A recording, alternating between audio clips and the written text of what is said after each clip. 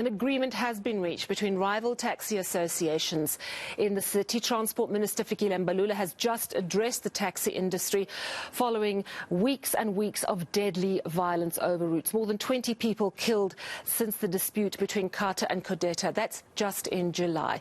eNCA's Ronald Masinda following the story, and he joins us now. Hello, Ronald. Tell us exactly what Minister Mbalula is saying about this agreement and how it's going to keep the peace. Sally, hello. Just some key points that came out of this gathering, and is that both parties have agreed in the process of arbitration, which will start immediately, and that all routes will be monitored and action will be taken against operators who are in breach. Minister Mbalula going on to further say that should there be acts of violence, all affected routes operated by the two associations will be suspended. I am joined by the Minister of Transport now to tell us more. Minister Mbalula, thank you so much for your time. Has your department done enough to curb taxi violence? I wouldn't say we've done enough.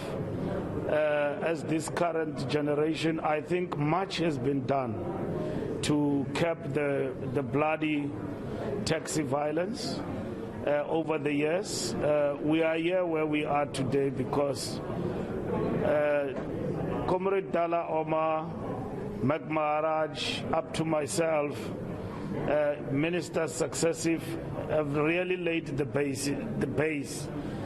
We are now at a point where we've got to, get rid of this in the system. So our Lekgotla resolutions that we are implementing now, which we have taken to Cabinet gave us a green light to go ahead, at the basis that are going to lead us to the total eradication of this.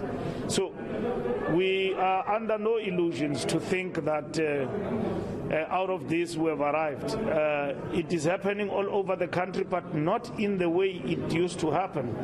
It was arrested with partial regulation. We need to take that now to the limit. That is the work we've got to do. What's even been more concerning during these violent clashes is that innocent people have been caught in the crossfire. The taxi industry, many say that the taxi industry is above the law. Do you believe in this? Look, the taxi industry is not fully regulated. When we get to that full regulation, in which it will be formalized, not partially, it will be fully regulated, not partially, I think we will see a big difference in terms of this violence that we see in the industry, killing for routes, basically lucrative routes, and creating associations, which associations themselves basically have their own law. We said we need to minimize, we don't have to minimize that, we have to eradicate, and we've got to impose a moratorium, which is what we're going to do going forward as we fully regularize this industry. So all of this will be something of the past. Once we fully implement what we are working on now with the taxi industry, we are in these situations whilst we are doing work. But nonetheless, we see the impact, no doubt. Innocent people get to be killed in the process. Sorry, Minister, to cut you off there. When you spoke about underlying problems in the taxi industry, and obviously that will go through an arbitration process, what are some of those issues? Some of the key issues relate to the route, particularly what we're dealing with now, B97, the status of some of the associations and organizations that lead the taxi industry, and how and what is their status, and how do they basically position themselves. And if the arbitrator take a decision, it's not going to be in favor of one group. It's going to be in terms of the law, and all of us, government, including the associations, must fall into line. In terms of some of the key components that have been said here earlier on about what should be done going forward, should we see more bloodshed from the taxi industry? What is the next step? if there is more bloodshed, we will then, like we said, out of this agreement, will close down. It will affect everybody badly. We don't want to get to that situation.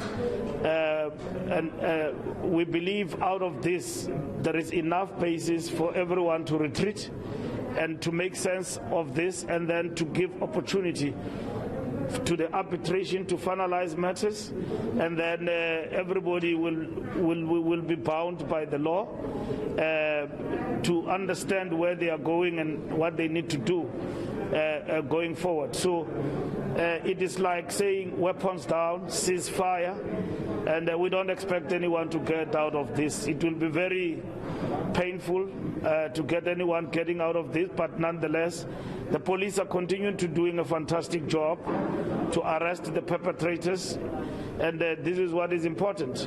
But over and above that, it can't just be a police matter.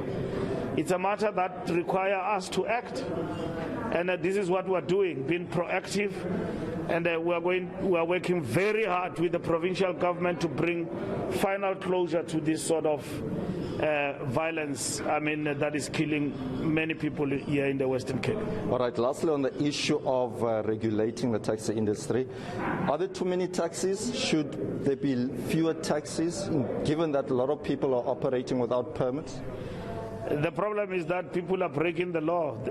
These associations are enlisting people who are not supposed to be in certain routes because they are paying what they call in the music industry payola. I don't know what they call it in the taxi industry, but people are being extorted financially to pay for services they provide, and they are not supposed to be in those routes. So we're going to take them out.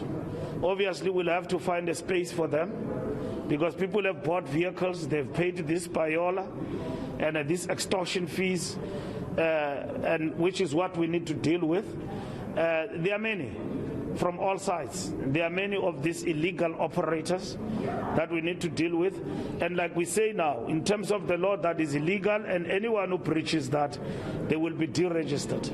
So we've got to get people legit on the system, and they operate, and equally so. But the problem is when the route is lucrative and there are all sorts of competition that is there, that bring about a lot of challenges. So we've got to regulate to ensure that we don't arrive at oversaturation.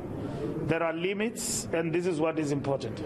All right, and just lastly, Minister, before I let you go, our focus on our channel today has been on the cost of living. Now, a lot of people who have been affected by the taxi strike had to resort to getting on buses, which are far more expensive for the working class. Now, in terms of you as a minister, what do you say to that? Should there be some sort of assistance for the many poor families out there? No, as government, we know that the buses are the cheapest because we subsidize. Trains are the cheapest because we subsidize 100%. In fact, the trains, buses partially we do subsidize. That is the cheapest mode of transport. The question is not about, it's a question of the availability of that mode of transport. But at the same time, what do you do with the taxi industry, because you can't do away with it? Part of our plan is to subsidize the industry itself.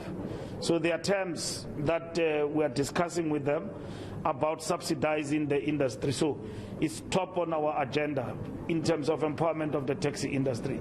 Taxi industry in terms of costs for cost of living for an individual is too expensive. It's not cheap to be on a taxi every day. Living Belleville to Paarl and Tumbegweni is almost 35 rand per person per day. So it's expensive. Our people can't afford that. But you can't do away with them. So that's why our subsidy is focusing on subsidizing the commuter in terms of the taxi industry, so that it becomes lesser for them to access the mode of transport. Mr. Mbalula. Thank you very much indeed for your time. Sally, so an agreement has been reached by Codeta and CATA following weeks of tension in Cape Town and across the Western Cape. We do know that taxis will be fully operational from tomorrow. Even the route between Bellville and Bekweni, which was closed due to tensions between the two rival associations, will also be reopened. That follows an announcement that was made last week that that particular route will be closed for 2 months, but we've been hearing now that that route will since be open. All right. It's interesting to hear the minister to describe that agreement as a ceasefire. It just shows how incredibly bloody that route has indeed become. And he says if there's more bloodshed, we will simply close down again. So it is in the hands of those who've made the agreement to make sure they continue peacefully. It'll be a very interesting one to watch. Thank you so much, Ronald Masinda, coming to us live from Cape Town this afternoon.